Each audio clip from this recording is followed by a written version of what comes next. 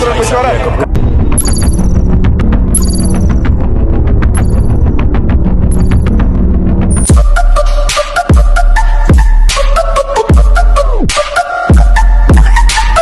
Baiklah, pada hari ini kumpulan kami akan mengupas topik berkaitan dengan konsep perlembagaan sebagai asas jati diri dan negara bangsa dan cabaran-cabaran dalam hubungan etnik serta usaha-usaha ke arah integrasi nasional. Baiklah, pada hari ini saya akan mengupas dengan lebih lanjut berkaitan dengan konsep perlembagaan. Apa maksud perlembagaan? Perlembagaan merupakan satu dokumen yang mengandungi semua peraturan dan undang-undang dasar. Selain itu, perlembagaan juga merupakan sumber undang-undang tertinggi sesebuah negara dan setiap individu perlu mematuhi keluhurannya dan tidak ada satu institusi pun yang boleh mengatasi ketertinggian perlembagaan Malaysia. Seterusnya, kumpulan undang-undang yang diwujudkan bertujuan untuk mengendalikan kerajaan yang memerintah dengan licin dan saksama. Kalau tadi kita dah lihat berkaitan dengan konsep perlembagaan, sekarang mari kita telusuri pula apa itu konsep jati diri.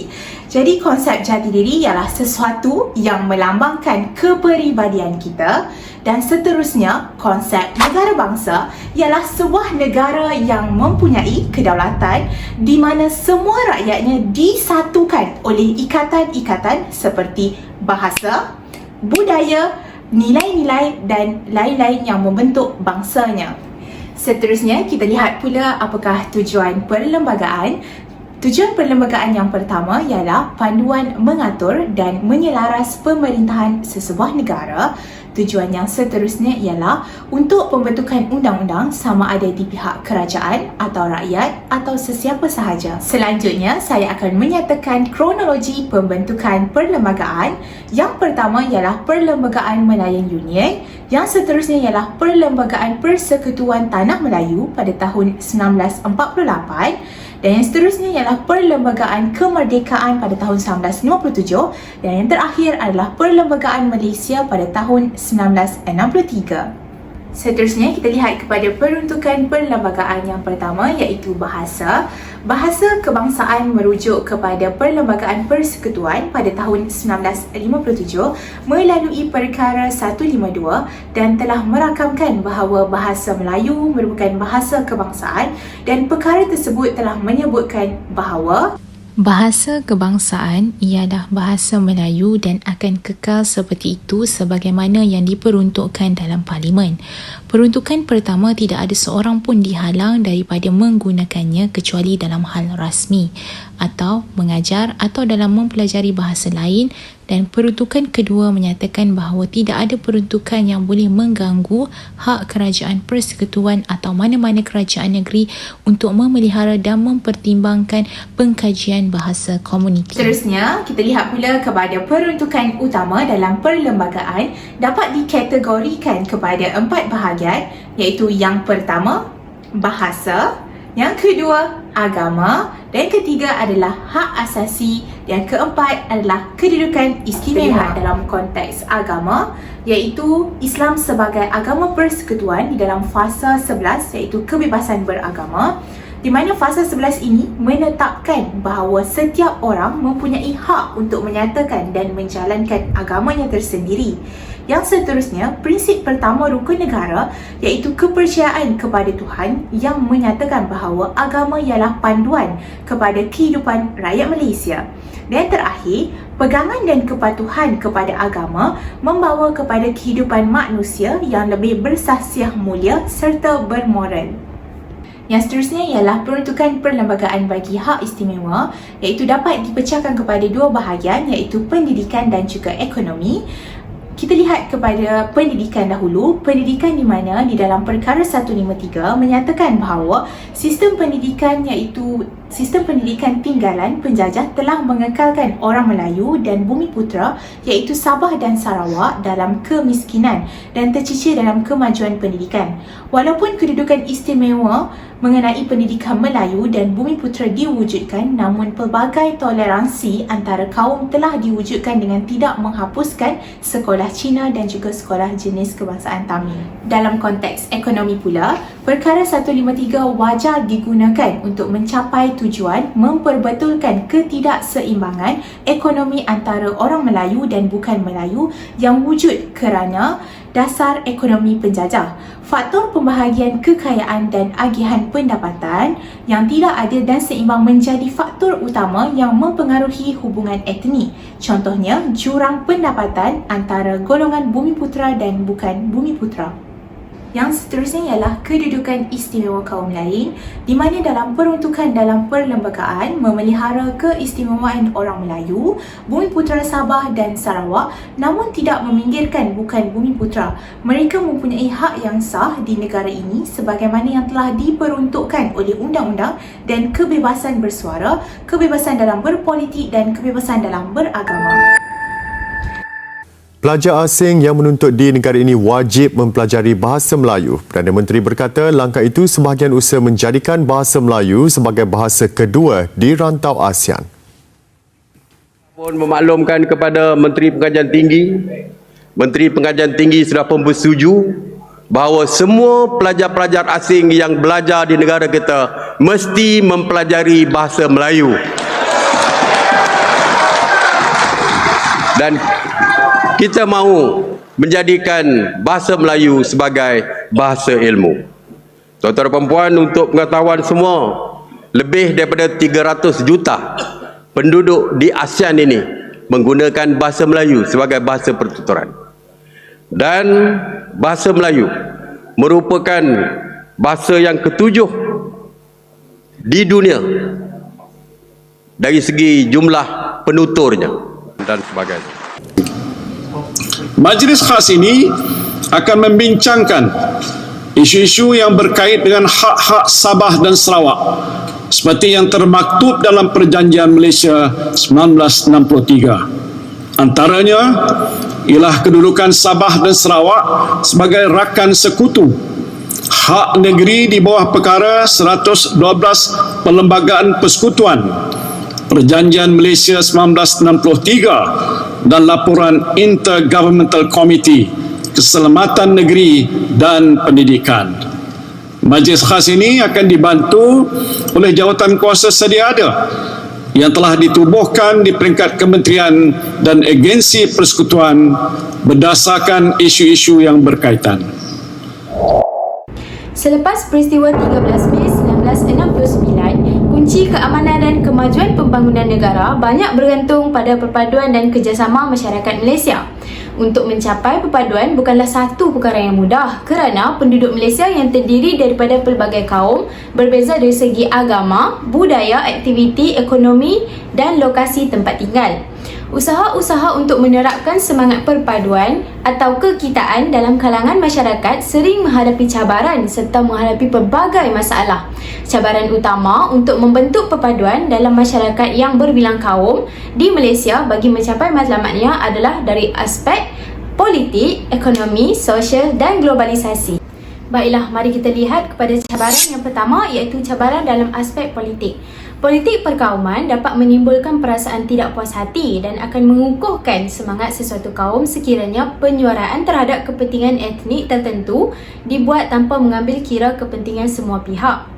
Kewujudan pelbagai parti politik yang berasaskan kumpulan etnik telah memperkukuhkan identiti bagi sesuatu etnik dan akan menimbulkan syak wasangka daripada etnik yang lain. Setiap parti hanya akan memperjuangkan kepentingan kumpulan etnik yang diwakilinya. Setiap kaum diwakili oleh parti politik masing-masing. Mereka berhak menyuarakan pendapat dan cadangan, menjaga serta memperjuangkan kepentingan dan kelangsungan hidup melalui parti politik yang mereka pilih. Kebiasaannya, pemimpin yang dipilih dalam sesuatu parti politik adalah daripada kalangan kaum yang sama kerana ahlinya lebih selesa dalam mengusulkan apa-apa masalah di samping mengukuhkan semangat perkauman dalam kalangan ahlinya. Namun begitu, berlaku juga pergaduhan sesama sendiri dalam sesebuah parti yang sama antara kaum yang sama. Bagi membuktikan kenyataan ini, mari kita lihat satu klip video yang menggambarkan situasi. Beberapa insiden buruk melanda hari kedua Kongres Nasional Angkatan Muda Keadilan AMK hari ini.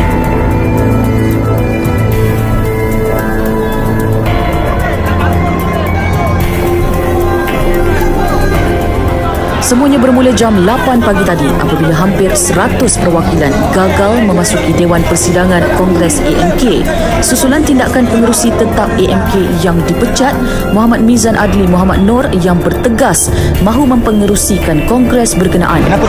Dah tengok kan video tadi? Baiklah, berdasarkan video tersebut, dapatlah kita simpulkan bahawa dunia politik merupakan satu jalan yang kurang menyokong kesepaduan rakyat kerana hanya mengutamakan kepentingan sendiri sahaja. Cabaran kedua yang akan saya kupaskan pada hari ini adalah dalam aspek ekonomi, iaitu perbezaan pekerjaan. Pada zaman sekarang, kita boleh lihat setiap kaum bekerja dalam bidang pekerjaan yang berbeza. Sebagai contoh, kaum Melayu banyak terlibat dalam sektor pertanian, nelayan dan ada juga yang menjadi penjawat awam. Manakala kaum Cina pula banyak terlibat dalam pekerjaan di Lombong dan dalam bidang perniagaan.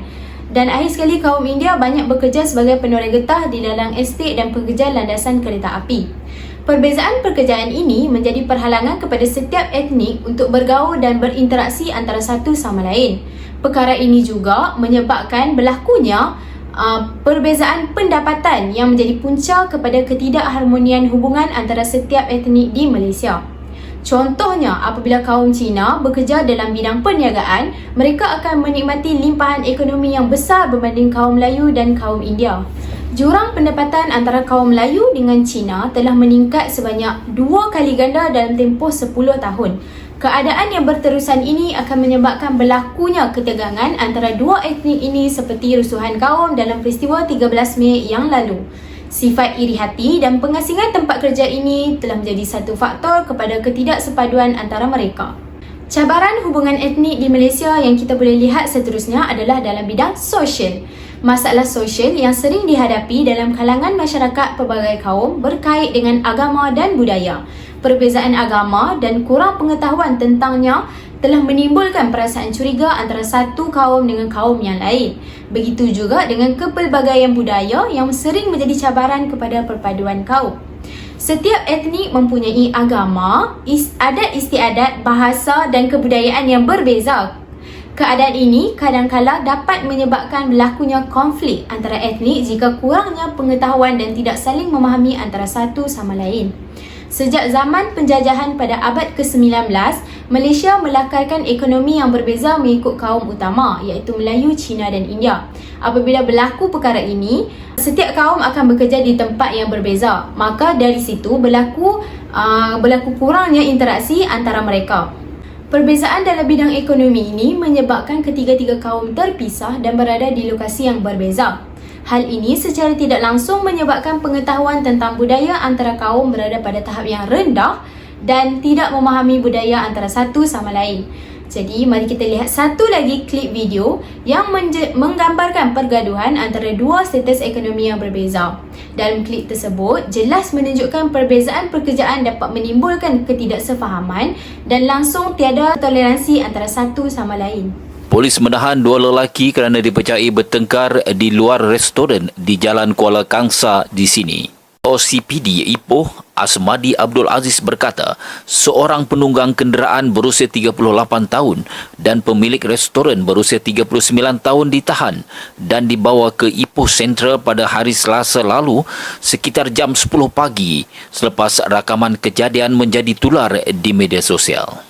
ASP Asmadi berkata, polis juga telah merampas sebilah parang dari motosikal penunggang itu. Dia mengatakan pergaduhan itu bermula setelah penunggang motosikal tersebut gagal membayar makanan yang dipesannya di restoran.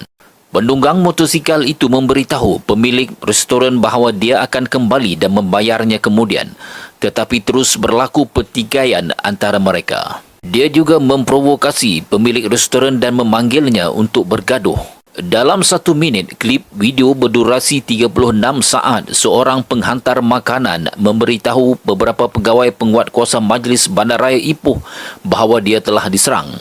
Seorang lelaki dipercayai penjual makanan bergegas keluar dari restoran dan menendang lelaki tersebut dan berlakulah pergaduhan. Beberapa orang telah cuba meleraikan pergaduhan sebelum lelaki itu menolak motosikal lelaki tersebut sehingga menyebabkan pergaduhan bersambung. ASP Asmadi mengatakan wajah dan kaki pemilik restoran tersebut cedera dan mendapat rawatan di Hospital Raja Pemaisuri Bainon. Penunggang motosikal itu pula tidak cedera dan menolak untuk menerima rawatan. Kedua-dua lelaki itu tidak mempunyai rekod jenayah sebelum ini dan akan direman sehingga hari Rabu. Cabaran hubungan etnik yang terakhir yang saya akan kupaskan pada hari ini adalah dalam aspek globalisasi. Mari kita lihat apa itu globalisasi. Globalisasi merupakan satu proses integrasi ekonomi, politik dan sosial. Perkara ini menjadi halangan dalam pertukaran barangan, perkhidmatan serta pemikiran dalam merentasi sempadan sesuatu negara, termasuk bentuk pengaliran manusia, maklumat, perdagangan serta modal secara global dengan bantuan teknologi maklumat seperti internet. Globalisasi dunia tanpa sempadan merujuk kepada hubungan atau interaksi yang semakin pantas dan cepat tanpa halangan.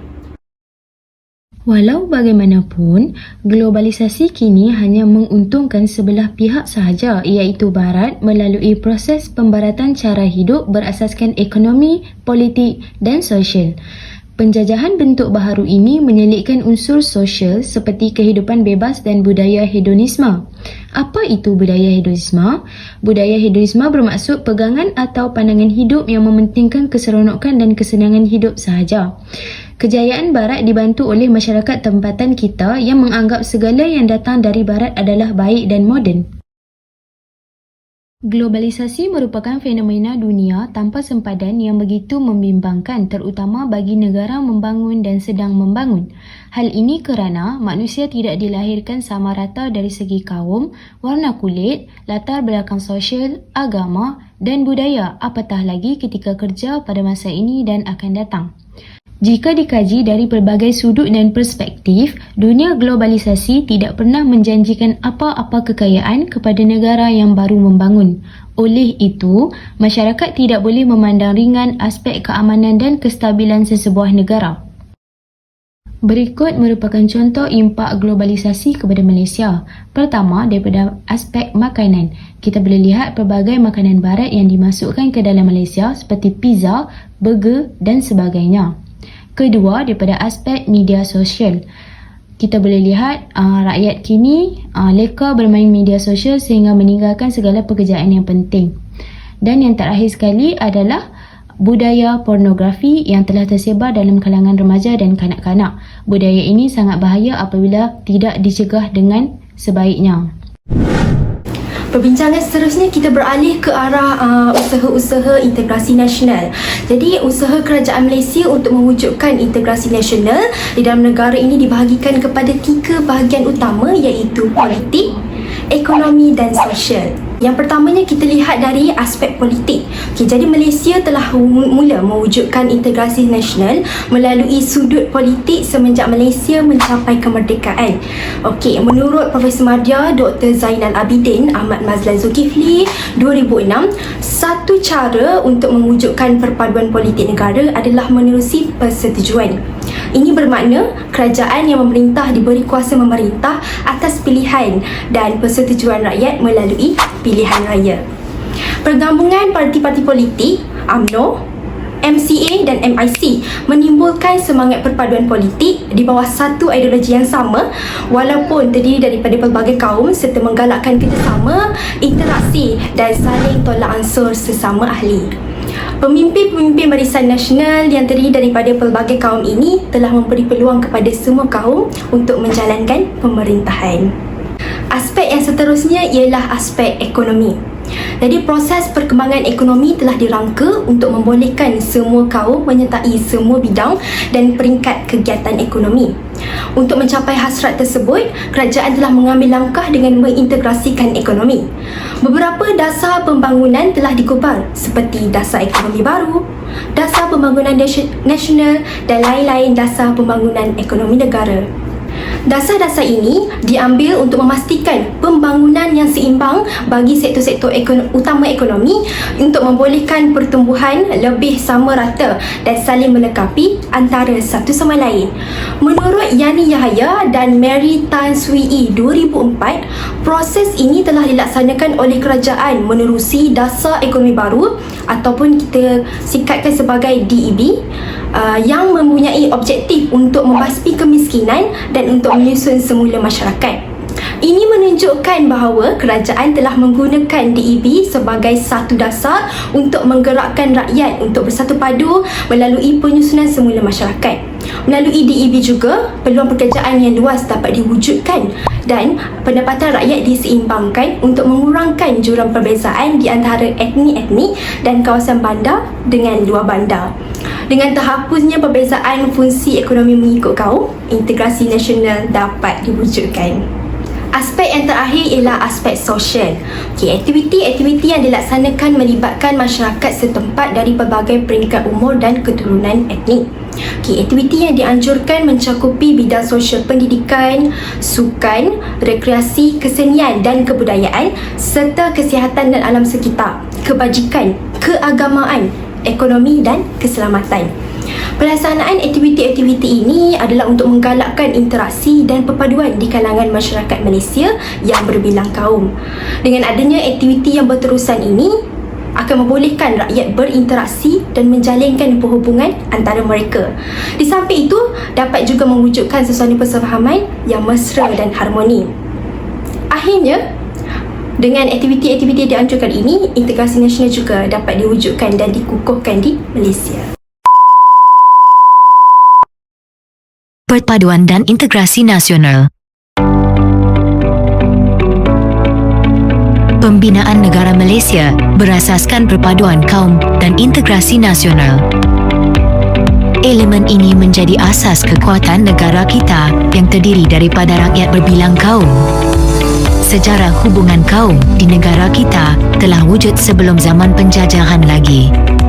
Hubungan kaum terus diperkukuh selepas negara mencapai kemerdekaan dan pembentukan Malaysia.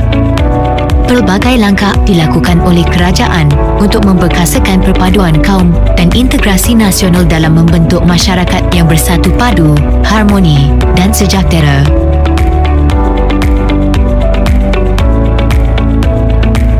Maksud perpaduan dan integrasi nasional. Perpaduan dan integrasi merupakan dua konsep yang saling berkait rapat melalui dua proses yang berbeza. Kedua-dua konsep ini berteraskan perlembagaan persekutuan dan prinsip rukun negara. Perpaduan kaum. Perpaduan kaum ialah keadaan rakyat daripada pelbagai etnik, agama dan wilayah hidup dengan aman dalam masyarakat yang bersatu. Mereka memberikan komitmen yang penuh kepada identiti kebangsaan berlandaskan perlembagaan persekutuan dan rukun negara. Integrasi nasional. Integrasi nasional merupakan satu proses dinamik yang merapatkan hubungan masyarakat antara negeri dengan wilayah bagi membentuk satu bangsa. Mereka ini mempunyai identiti sendiri berteraskan perlembagaan persekutuan dan rukun negara. Perkhidmatan Feri Malaysia yang dikenali juga sebagai Cruise Muhibah telah diperkenalkan pada 31 Ogos 1986 bertujuan mengintegrasikan penduduk di Semenanjung Malaysia dengan Sarawak dan Sabah. Memperkasakan perpaduan dan integrasi nasional. Sejak mencapai kemerdekaan, usaha memperkasakan perpaduan dan integrasi nasional telah dilaksanakan secara konsisten oleh kerajaan dan berterusan sehingga hari ini. Usaha ini merangkumi bidang politik, ekonomi dan sosial. Politik menubuhkan Jabatan Perpaduan Negara yang terletak di bawah bidang kuasa Mageran. Jabatan ini berperanan mendraft satu ideologi untuk negara yang dikenali sebagai rukun negara. mewakilkan pembentukan Majlis Muhibah Negara pada 18 Julai 1969. Majlis ini bertujuan menggalakkan perkembangan perasaan muhibah antara masyarakat berbilang kaum di Malaysia. Menubuhkan Majlis Perundingan Negara pada 29 Januari 1970. Majlis ini ditubuhkan untuk mengadakan garis panduan bagi kerjasama antara kaum dan integrasi nasional antara negeri dengan wilayah. Selain itu, majlis ini juga bertujuan memupuk identiti kebangsaan dalam kalangan rakyat. Membentuk gabungan parti politik pelbagai kaum untuk mewujudkan keharmonian dan kestabilan politik selepas peristiwa 13 Mei 1969. Menyelaraskan perkhidmatan awam antara semua negeri. Penyelarasan ini mewujudkan integrasi antara negeri. Ekonomi. Meneruskan rancangan pembangunan 5 tahun Malaysia yang memberikan tumpuan kepada pertumbuhan ekonomi semua kaum. Memperkenalkan beberapa dasar pembangunan ekonomi seperti dasar ekonomi baru dan dasar pembangunan nasional untuk kemakmuran ekonomi rakyat dan negara. Memberikan tumpuan kepada pembangunan masyarakat luar bandar dan wilayah. Pembangunan dilakukan melalui rancangan pembangunan tanah yang mampu menambah pendapatan rakyat dan membasmi kemiskinan. Memajukan bidang perindustrian dan perdagangan dengan memperkenalkan zon perindustrian bebas seperti di Bayan Lepas, Pasir Gudang dan Pelabuhan Kelang. Penghijrahan penduduk luar bandar ke bandar berlaku disebabkan peluang pekerjaan yang terbuka luas kepada semua kaum. Hal ini mempercepat proses integrasi. Mengintegrasi ekonomi melalui pembangunan ekonomi wilayah termasuk di Sarawak dan Sabah. Pembangunan ekonomi wilayah membuka peluang kepada semua kaum bersaing dalam ekonomi secara adil. Sosial. Menambah baik dasar pendidikan kebangsaan yang sedia ada melalui Akta Pendidikan 1996 bertujuan mengukuhkan perpaduan kaum dan integrasi nasional. Mengukuhkan sistem pendidikan melalui pelaksanaan dasar pendidikan seperti Laporan Rahman Talib, Laporan Jawatan Kuasa Kabinet dan Falsafah Pendidikan Kebangsaan. Sistem pendidikan kebangsaan dapat melahirkan rakyat yang patriotik dan mempunyai semangat cinta akan negara. Memperkasakan bahasa Melayu sebagai bahasa kebangsaan melalui pengenalan Akta Bahasa Kebangsaan. Penubuhan Universiti Kebangsaan Malaysia UKM sebagai pusat ilmu dan peranan Dewan Bahasa dan Pustaka DBP bagi menyebarluas penggunaan bahasa kebangsaan. Langkah ini dapat melahirkan masyarakat yang mempunyai satu identiti bahasa yang sama. Menggalakkan pengamalan satu kebudayaan kebangsaan yang dapat membentuk identiti bangsa Malaysia yang bersatu padu. Menggalakkan pelibatan dalam sukan sebagai medium untuk mewujudkan semangat kekitaan dan perpaduan dalam kalangan rakyat pelbagai kaum. Memperkenalkan hukum negara sebagai tunjang kesetiaan rakyat berbilang kaum terhadap bangsa dan negara.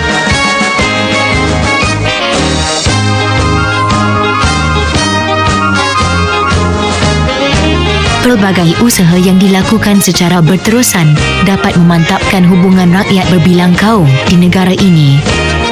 Sebagai rakyat Malaysia, kita perlu menghargai kepentingan menjaga perpaduan serta keharmonian kaum demi kestabilan politik, pembangunan negara dan kesejahteraan sosial.